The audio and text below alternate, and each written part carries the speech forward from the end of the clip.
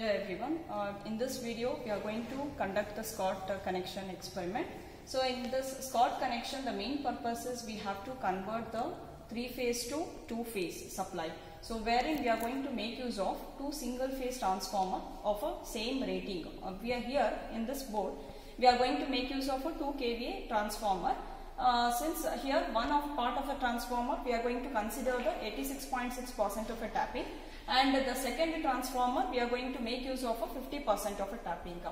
So this is what in the previous video we have shown the how to do the connections. So let us conduct this experiment. Let's go with the procedure. So wherein we are going to see that what will be the performance of all these two transformer by making use of these two single phase transformer, how you are able to convert the 3-phase supply to the 2-phase supply.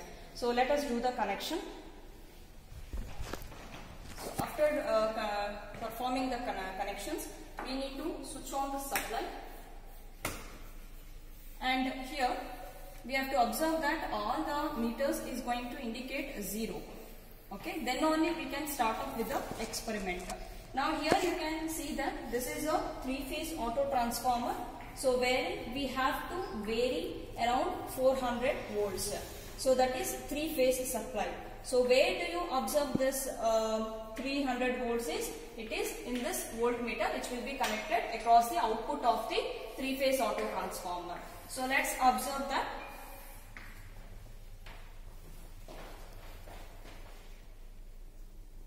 So let us vary this up to 400 volts.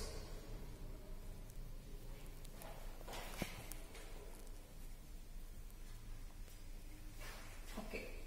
So here you can take down the readings. So here the readings you have to take it down. This will be as a no load reading, because here we are going to make use of two resistive banks which will be connected at the secondaries of the two single phase transformers. So these are the two resistive load banks. So one resistive load bank, and you can use it as a 10 amps and another also as a 10 amps. So here we are going to use a one resistive load as 10 ampere, the another resistive load I am going to make use of a 16 amperes. So no matter, so we can keep it in the off position and take down the readings. So that is, here we have written IR, IY and IB. So we need to take down IR, IY, IB with a no load, and as well V1, V2 which is read on this ammeter. As well, there is another ammeter which will be connected here on the secondary, which I have taken up here. So this ammeter is going to read around 0.05 amperes, and the W1 will be present here. W1 and W2, it will be almost 0 because it is under the no load condition. Now for the next trial, let us vary the resistive bank. So let us vary this resistive bank equally. This is for equal load. So if I vary here, this is for 2 amperes. Similarly, on the other side of a resistive bank, we need to change it to 2 amperes. So for this equal load of 2 amperes, so let us observe, you can also observe here the ammeter, that is I1 is going to read almost, that is I1 is reading around 1.76. That itself confirms it is nearest to 2 amperes. And similarly for the I2 also we will get 2 amperes. So both of them are reaching the same value.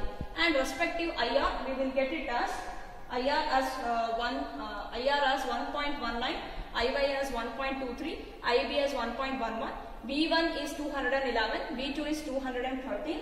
As well, the I2 which is going to read here, this is of 2 amperes, and W1 is 120 and W2 is 400. Similarly, we need to carry out for the next load. Again, we need to change this 2 amperes to 4 amperes. So let us vary equally on both the sides of the resistive bank. So here it's going to read IR as 2.26, IY as 2.3 and IB as 2.20. Then V1 is 207 and V2 is 210. I1 is 3.48 and I2 is going to read 3.6. W1 is going to read around 320 and W2 reads around 800. Okay. Now similarly we can change over the load to the next steps, that is for around 6 amperes. Okay. So here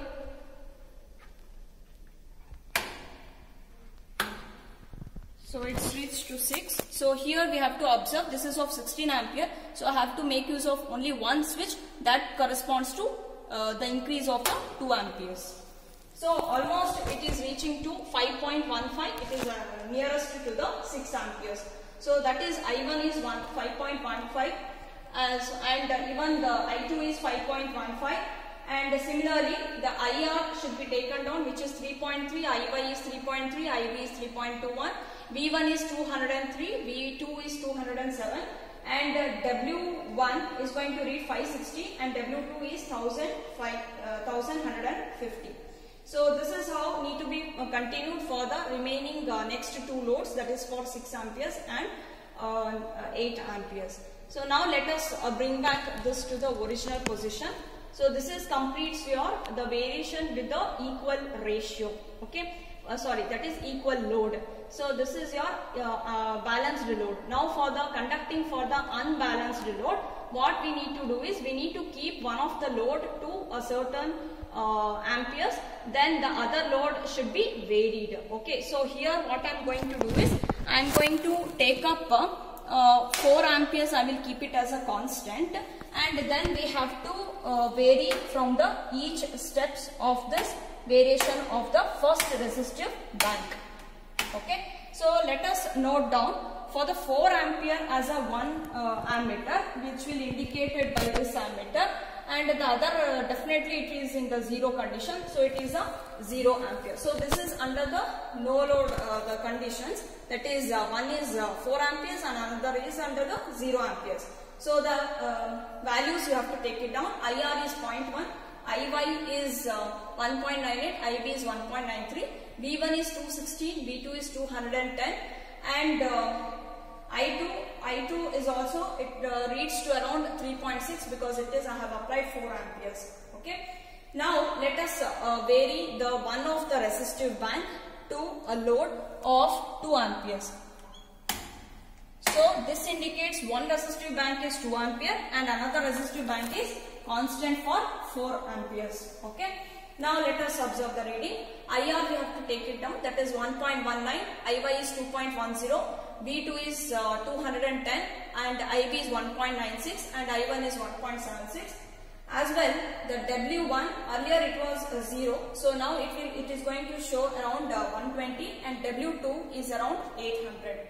So similarly we need to change the next for the next step of the load, that is another 4. So it is almost becoming here 4 and the other side is also 4 amperes. Okay.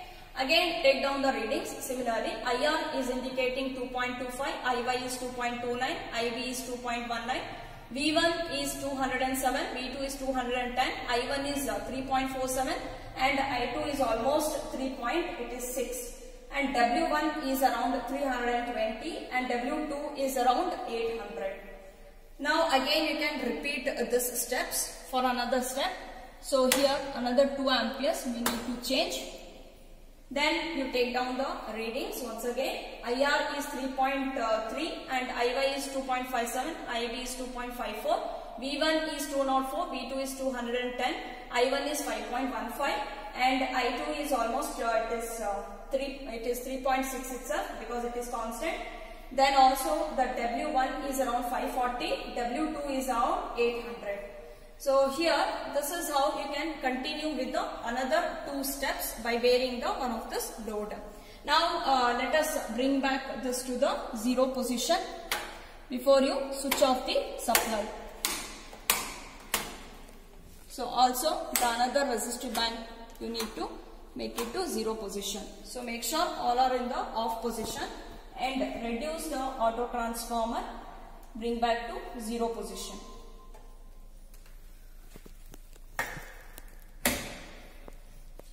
So this completes the conduction. Now let us consider the calculation part of this experiment. So further coming to the calculation part. So here we have to observe what are the constants of the wattmeters and multiply the corresponding the wattmeter reading with the corresponding constants. Then we have to calculate the efficiency for the different loads. That is, for the equal load, efficiency is given by V1 into I1 plus V2 into I2 divided by W1 plus W2 into 100. So we have to consider the corresponding values of V1 with I1 in the tabular column, V2 and I2. I am getting as around 204 multiplied by 2.6 plus 215 multiplied by 2.6 divided by the wattmeter readings. So we are getting the value as around 97.26%. So this will be carried out for the different trials what we have considered for the equal loads. This is for the one trial we have done. Similarly, for the unequal loads, the similar formula should be used. That is, efficiency is given by V1 into I1 plus V2 into I2 divided by W1 plus W2. Here the values which we are getting is 202 multiplied by 4.3 plus 215 multiplied by 2.6 divided by the wattmeter readings multiplied by its corresponding constant K. So it leads to around 9.13%. 99.13%. So like that we have to carry out for the different trials under the case of unequal loads. So after completing, this will be the one part of the efficiency calculation. The second part of the calculation is the output in watts. That is nothing but the numerator of the efficiency. For the equal load, what is the output in watts is V1 into I1 plus V2 into I2. So the same value if you consider, it leads to 1089.4 watts. So this should be carried out for the different number of trials under the case of equal loads. Also, for the unequal load, we need to calculate the output in watts, wherein this is one of the result which you are getting around 1427.6 watts. So this should be carried out for the different number of trials under the case of unequal loads. So like this, once you get the values, we need to plot the graph of the efficiency as a y-axis and the output in watts as the x-axis. So we can conclude the experiment that further when you increase the load, this is how the efficiency also will increases. So this completes the experiment based on the Scott connections, which will be from where we can note down the performance of both the transformers and for both the equal loads as well as the unequal loads.